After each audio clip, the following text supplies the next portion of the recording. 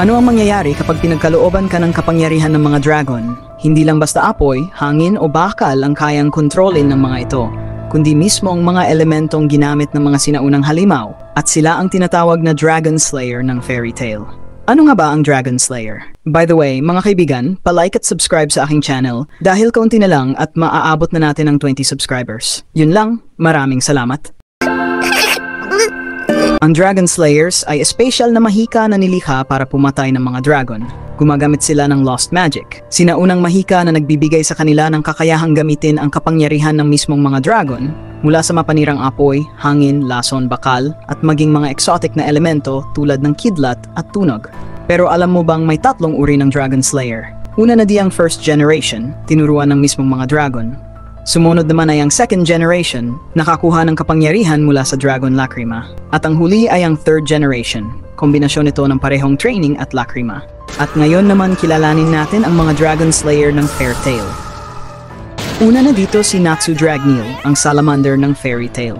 Isa siya sa pinakamatibay at pinakamapusok na miyembro ng guild. Pero bago siya naging haligi ng Fairy Tail, si Natsu ay may masalimuot na pinagmulan dahil siya pala si Aetherius Natsu Dragneel o ang END, ang pinakamalakas na demon na nilikha ng kanyang sariling kapatid na si Zeref Dragneel. Pero hindi alam ni Natsu ang katotohanan ito. Habang lumalaki siya sa ilalim ng pag-aaruga ng dragon na si Igneel na nagturo sa kanya ng Fire Dragon Slayer magic. At sa kanyang paglalakbay, sumali si Natsu sa Fairy Tail Guild kung saan natagpuan niya ang kanyang bagong pamilya. Si Natsu ay gumagamit ng Fire Dragon Slayer magic, tulad ng Fire Dragon's Roar at Fist, at kaya din niyang kainin ng apoy. Pero hindi lang din apoy ang kaya niyang gamitin. Dahil sa pagsipsip niya ng lightning energy mula kay Laxus, natutunan niya ang Lightning Fire Dragon mode. At ang pinakamadilim niyang anyo ay ang kanyang END form, kung saan lumalabas ang kanyang tunay na katauhan bilang isang demon. Sa form na ito, nagiging mas brutal, mas agresibo, at halos wala nang makakapigil sa kanya. Isa sa mga pinakamatinding laban ni Natsu ay ang sagupaan nila ni Gajeel Red Fox sa Phantom Lord Arc. Dito nagbanggaan ang dalawang Dragon Slayer na parehong walang atrasan. Sa huli na naig ang determinasyon ni Natsu para ipagtanggol ang kanyang guild. Pero ang pinakamabigat na laban ni Natsu ay ang huling sagupaan nila ng kanyang sariling kapatid na si Zeref Dragneel. Sa laban na ito, hindi lang lakas ang nakataya, kundi pati ang emosyon, kapalaran at buong mundo. Ang sumunod na Dragon Slayer ay dito si Gajeel Red Fox, ang Iron Dragon Slayer ng Fairy Tail. Dati siyang kinatatakutang kalaban pero ngayon isa na siyang maaasahang haligi ng guild. Bago siya naging kasapi ng Fairy Tail, si Gajeel ay isang miyembro ng Phantom Lord, isang rival guild na minsang umatake sa Fairy Tail. Ngunit matapos ang pagkatalo nila at pagkasira ng kanilang guild, tinanggap siya ni Makarov sa Fairy Tail. Isang malaking hakbang na nagbago ng direksyon ng buhay ni Gajeel. Si Gajeel ay tinuruan ng dragon na si Metallicana. Ang kanyang magic ay tinatawag na Iron Dragon Slayer Magic, isang uri ng ancient magic na nagpapahintulot sa kanya na kainin at gamitin ang Iron Dragon moves gaya ng Iron Dragon's Roar, Club at Sword. Pero bukod pa dito, natuto rin si Gajeel ng Iron Shadow Dragon mode matapos kainin ang shadow magic ni Rogue Cheney. Dito, naging fusion siya ng Iron at Shadow na nagbibigay sa kanya ng bilis at kapangyarihan. Isa sa pinakaunang intense na 1v1 fights niya ay ang laban niya kay Natsu sa Phantom Lord Arc. Sa una, lamang si Gajeel gamit ang durability ng bakal, pero nanaig ang determinasyon ni Natsu at nagtapos ang laban sa isang draw.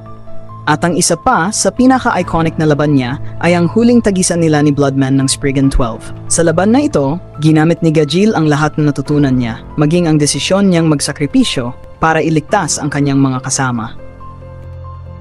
Ang sumunod naman ay ang Thunder Dragon Slayer na si Laxus Dreyar.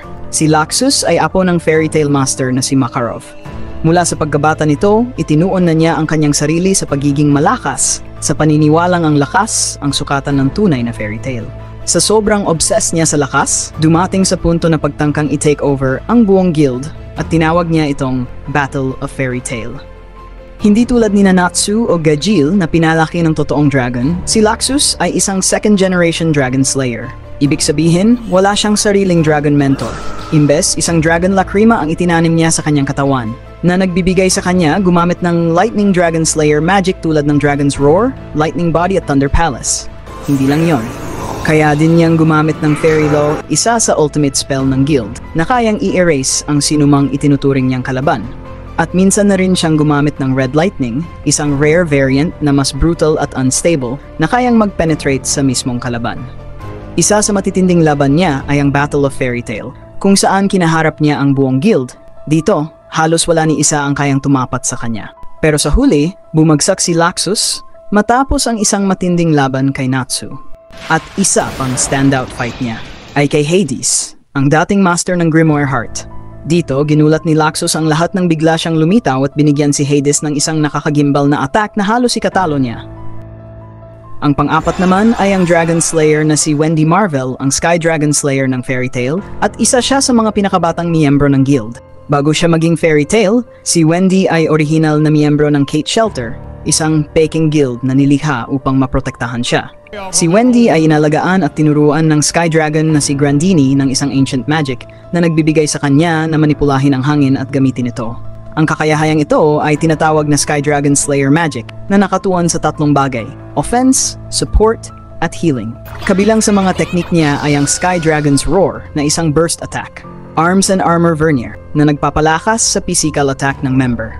At ang Troya, isa lang sa healing spell nito na kayang alisin ang motion sickness ng Dragon Slayers. At nagagawa rin ni Wendy na gamitin ang Dragon Force, ang ultimate form ng Dragon Slayers na lubos na nagpapalakas sa kanyang magic, bilis, at firepower.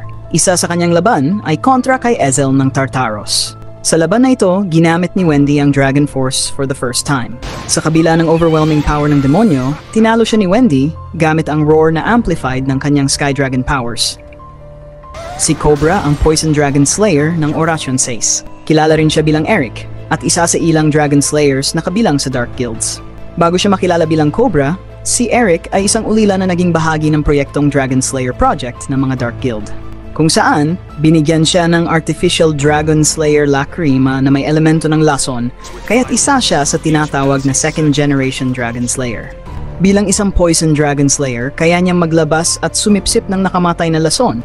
Bukod pa doon, kaya din niya magpakawala ng isang malakas na Poison Dragon's Roar. Pero higit pa ron, meron siyang unique na ability kung tawagin ay telepathy, kaya niyang marinig ang iniisip ng iba.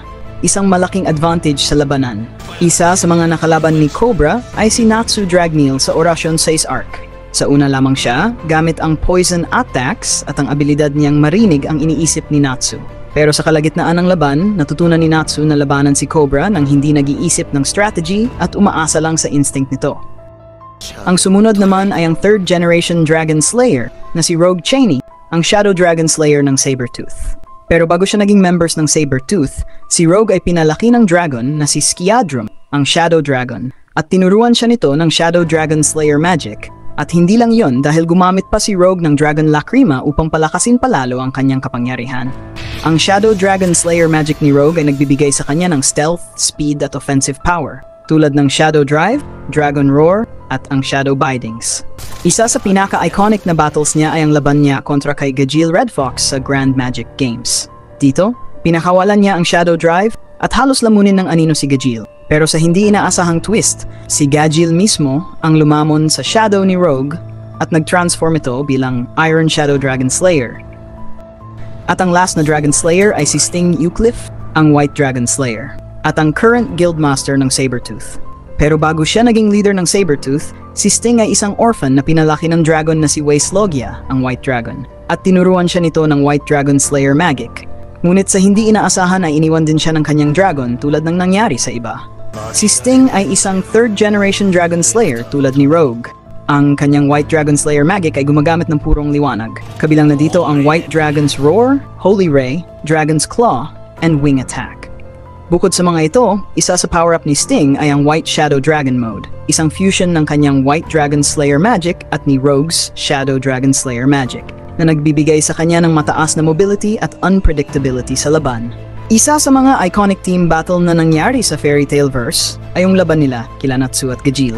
Akala nila ay sila na ang pinakamalakas na Dragon Slayers, ngunit napahiya sila nang talunin sila ni Natsu at Gajeel, gamit lang ang purong lakas, tapang, at teamwork. At dito na nagumpisa ang character development ni Sting bilang isang leader. At ayun na nga, ang buong breakdown ng mga Dragon Slayer ng Fairy Tail mula sa kanilang pinagmulan, mga unique na elemento hanggang sa mga laban na yumanig sa Fiore. Ikaw, sino sa kanila ang pinaka-solid para sa'yo? I-comment mo na yan sa baba.